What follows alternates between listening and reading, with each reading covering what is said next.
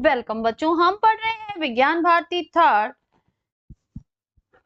कक्षा 8 अभ्यास कार्य पुस्तिका। ये हमारी न्यू सेशन 2025 और 26 की बुक है बच्चों।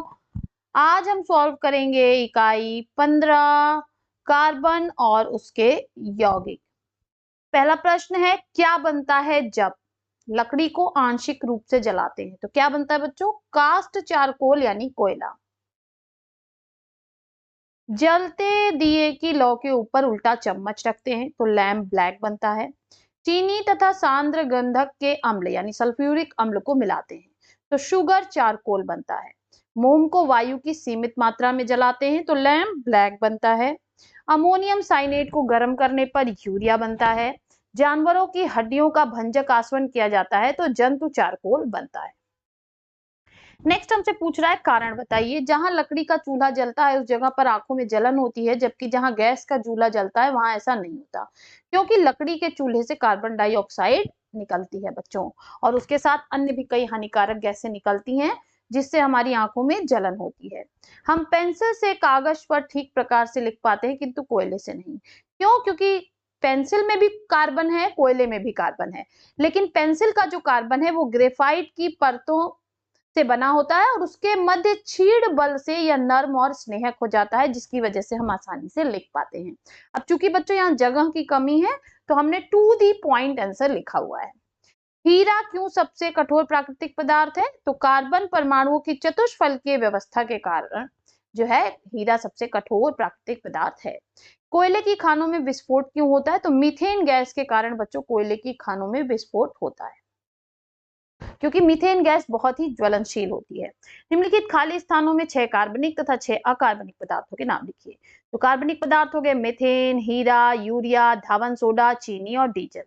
अकार्बनिक पदार्थ हो गए नमक, जल, सूर्य का प्रकाश, सोना, सल्फ्यूरिक अम्ल और चांदी।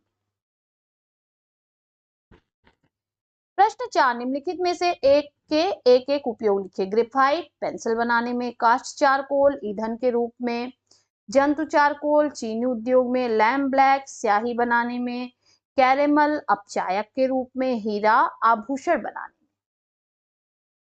नेक्स्ट क्वेश्चन कह रहा है, स्तंभ क को स्तंभ ख से सुमेलित कीजिए। फुलरीन, तो फुलरीन बच्चों इसकी संरचना फुटबॉल जैसी होती है, ठीक है। नेक्स्ट है पेंसिल, तो पेंसिल में क्या पाई जाती है? Graphite, very good. फिर हीरा, हीरा कैसा होता है? पारदर्शी होता है, बहुत अच्छे बच्चों। लैम्प ब्लैक क्या होता है? कार्बन हो जिसमें 98 से 99% होता है, उसको हम लैम्प ब्लैक कहते हैं बच्चों, ठीक है। मेथेन, मेथेन सरलतम हाइड्रोकार्बन है बच्चों, ठीक है। फिर है अकार्बनिक पदार्थ, अकार्बनिक पदार्थ कौन होता है? नमक, और भी चीजें होती है लेकिन यहाँ पर नमक है। नेक्स्ट क्वेश्चन कह रहा है कि उपयुक्त शब्दों से खाली स्थान को भरिए। मिट्टी का तेल, लकड़ी, कोयला, द्रवित पेट्रोलियम गैस यानी एलपीजी डैश के उदाहरण। किसके उदाहरण है बच्चों? घरेलू ईंधन के। गोबर गैस गैसों का मिश्रण होता है, किसका? मीथेन और कार्बन डाइऑक्साइड यानी CH4 प्लस CO2। डैश ईंधन आवश्यक अवयव है, तो कार्बन एक ईंधन का आवश्यक अवयव है।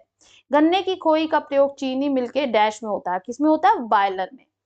रॉकेट ईंधन के रूप में का उपयोग होता है, किसका उपयोग होता है बच्चों? द्रवित हाइड्रोजन का उपयोग रॉकेट ईंधन के रूप में होता है। प्रश्न 7, चित्रानुसार एक मोमबत्ती जलाइए, बारीकी से अवलोकन कीजिए तथा निम्नलिखित प्रश्नों के उत्तर दीजिए। मोमबत्ती में क्या जलता है? मोम, धागा या दोनों? तो मोम और धागा दोनों। मुख्य रूप से जलने वाला पदार्थ किस अवस्था में होता है? ठोस, द्रव अथवा गैस। पहले ठोस अवस्था में मोम पिघलकर द्रव, फिर यह द्रव बाती द्वारा वाष्पीकृत होकर गैस में बदल जाता है, यानी तीनों अवस्थाओं में ये होता है बच्चों। इकाई